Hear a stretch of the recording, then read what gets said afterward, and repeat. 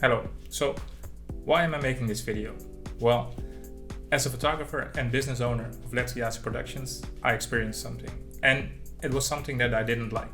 So, if you want to know what happened, keep listening, and if you don't, also keep listening, but then you can just skip to the smart part of how to find the perfect wedding photographer. Welcome to Let's Get Productions.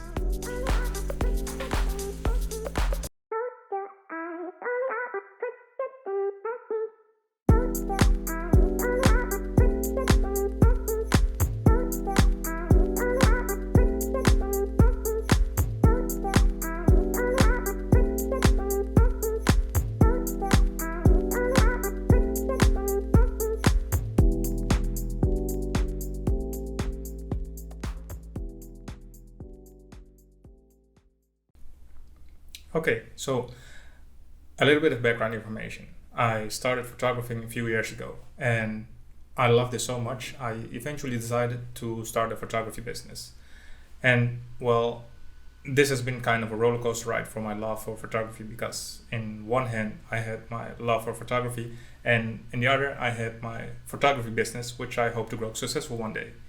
And well, the first 2 years I had a lot of different clients and all went good, and I could say it was quite a success. But just recently I had an experience that wasn't that successful because I had a client that wasn't satisfied with the work that I delivered. That wasn't something that I had experienced before, and I actually didn't know how to deal with it, and it's something that still bothers me today. So I don't like to be negative about things, not even if it's a bad experience. So I went thinking, how can I change this bad experience into something that I can use in the future? I started thinking about the customers that were the least satisfied over the last couple of years and if there was something that these customers had in common.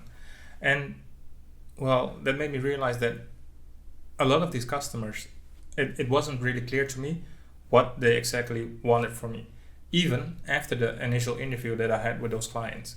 So that made me think about the initial interview and how do people approach the initial interview with a photographer. And I realized that most people don't really know what to expect or how to prepare for the initial interview with a photographer.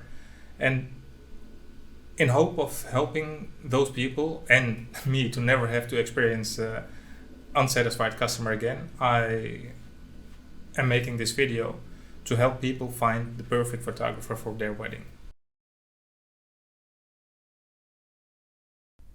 So sometimes people may find it difficult to know how to find the perfect wedding photographer. Well, I wish I knew. The most customers that I have find me through a website that's called The Perfect Wedding. But apart from that, I think it's maybe a too difficult quest to find the perfect wedding photographer. So if we change the perfect wedding photographer in how can I decide if this wedding photographer is a smart choice, then keep watching this video and you'll find out. So for the first tip, and I think everybody says this, but I'm still going to say it again, and it's like, get to know the photographer. And not only get to know the photographer, but also get to know their work in a smart way. And what do I mean by that? Well, when you're looking at the work of a photographer, look if you can specify what exactly do I like about his work, or what exactly do I dislike about his work, and try to keep a few requirements in the back of your mind when you're going through deciding if you like this photographer or not. For these requirements, I have a few tips. Well, what are these tips? Well, it's actually just to be smart. And what do I mean by smart? Well, smart is something that's used quite often in different branches. And it's a way to say, I need my goal to be specific, measurable, acceptable, realistic, and time bound. Well, how can we transfer that to choosing the wedding photographer that fits you? Well, let's start with specific. So, for specific, can you describe what you like about the photographer's work? And try to pick a few of your most favorite photos from that photographer and try to evaluate those pictures. Like, what do you like about the picture of the photographer and what don't you like? An example of something you don't or do like in a smart way is, I like this specific photo because of the colors. The colors that are used in this photo are the same as my favorite color, which is red. And red reminds me of love. So there you have a quite specific reason why you like that photo. And in that way, you can look for more specific details that make a picture more interesting for you. Also keep in mind to answer the what, why, and because question when you're looking at each specific detail of a photo.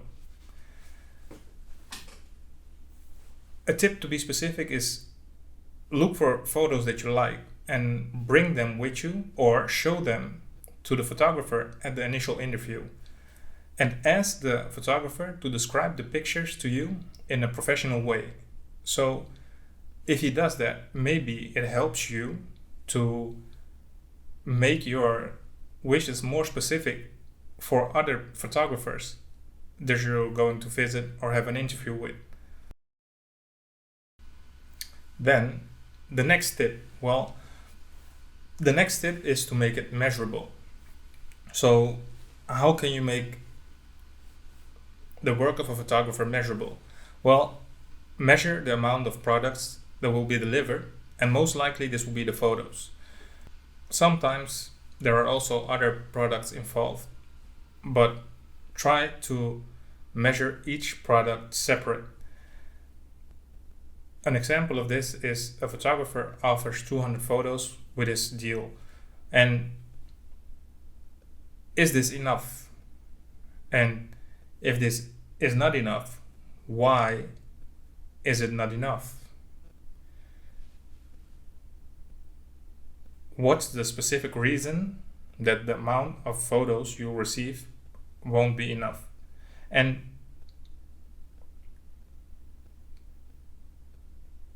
if you try to measure something else, let's say the time that the photographer is going to be at your wedding or at your event, then think about it for a minute. Do you ever look back at an event and think about how long the photographer stayed at the event? Or is it most likely that you're going to say, well, I really like or dislike the pictures that were shot in this event? And that's not to say that time cannot be important to you, or maybe something else is important to you.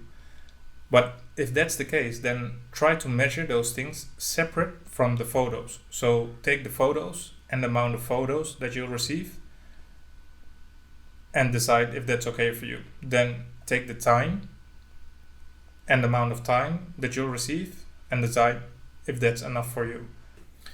Okay, so let's go to the next tip. And for the next tip, we're going to approach it in a way to see if what you want is acceptable, and to decide if something is acceptable or not.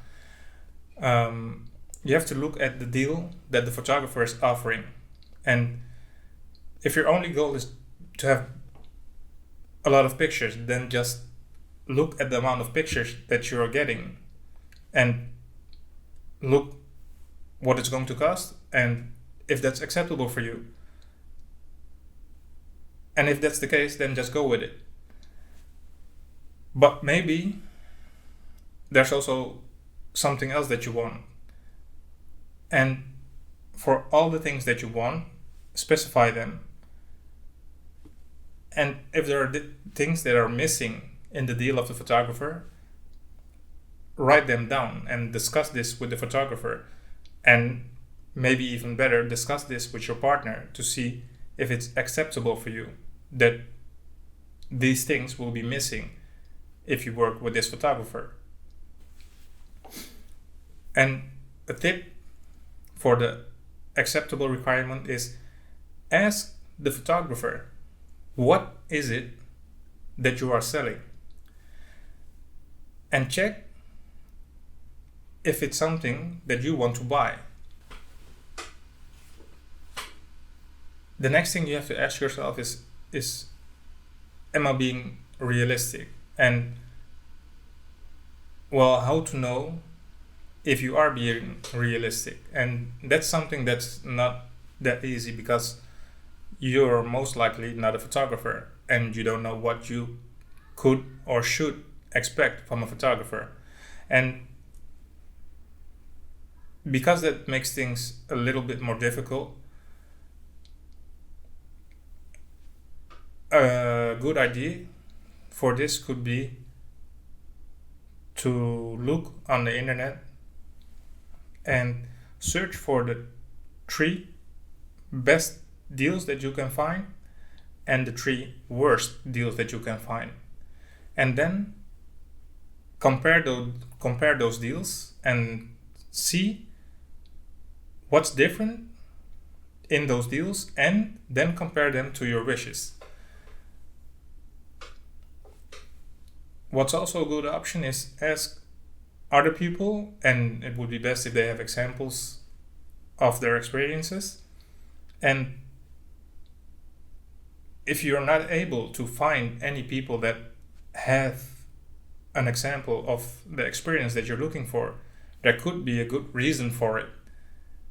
Maybe it's not realistic. And if you know what's missing in what you're looking for, it's a whole different question to ask a photographer what's necessary to make things possible, instead of just, can you do this for me? Apart from being realistic, a lot of people forget that they also have to look if their photographer can deliver in the amount of time that they want to have things delivered. And therefore, the T in SMART stands for time bound. And check whether the deal that the photographer is offering will be delivered from beginning to the end within the specific time that you want to have the product. And also ask yourself, what will happen if you don't receive your product in that amount of time? So, to sum all of this up for a little, well, I'm not saying that everything I mentioned is absolutely necessary to fulfill the quest of deciding whether a photographer and you are a good fit. But I am 100% sure that it makes it a lot easier for a photographer, and you have a lot less risk of ending up with something that you don't like if you follow these steps to make everything smart to achieve your goals. And my advice to couples would be to get the answers that we discussed and have them answered before the initial interview that you have with a photographer. Well, in the end, to sum it all up, my advice would be for wedding couples to answer those questions in a smart way before they have the initial interview with a photographer. And also, when you have the initial interview with a photographer, ask the photographer, can you tell us what it is that we are looking for? And then go home. Go home, take a look at your answers, and take a look at the answer the photographer gave you. And when you're comparing those answers, you'll have the answer if this photographer is a match for you or not. So I hope these tips work out for you, and if they do, let me know in the comments. And if they don't, you can also let me know, because I hope to never have to experience something like this again, and I will do my best to get all the information that's needed to prevent it from happening ever again. So hope to see you next time.